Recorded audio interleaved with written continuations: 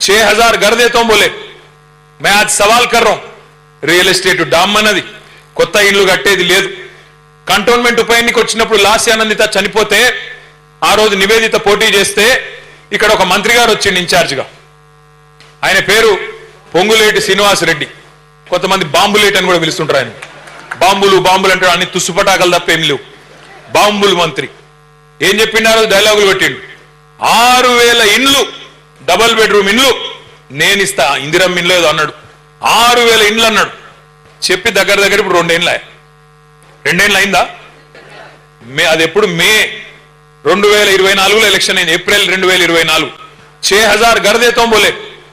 मैं आज सवाल कर रहा हूं, నేను ఇవాళ మంత్రి గారిని అడుగుతున్నా, 6,000 ఇండ్లని డైలాగులు కొట్టినావు కదా కంటోన్మెంట్ లో, 2,000 రూపాయలు నోట్లు ఇచ్చి గెలిచినావు కదా, ఇవాళ 6,000 ఇండ్లు అన్నావు కదా మంత్రి గారు, 6 ఇండ్లు చూపెడతావు ఎక్కడన్నా?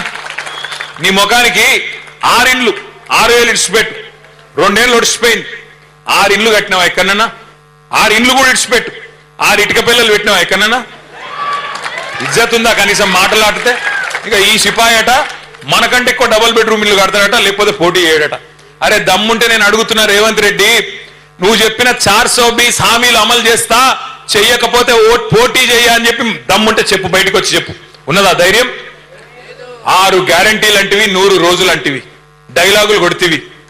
6 గ్యారంటీలు 100 రోజుల్లో అమలు చేస్తా అని డైలాగులు కొడుతీవి. మరి 100 రోజులు ఇప్పుడు 900 రోజులకు వచ్చాయి.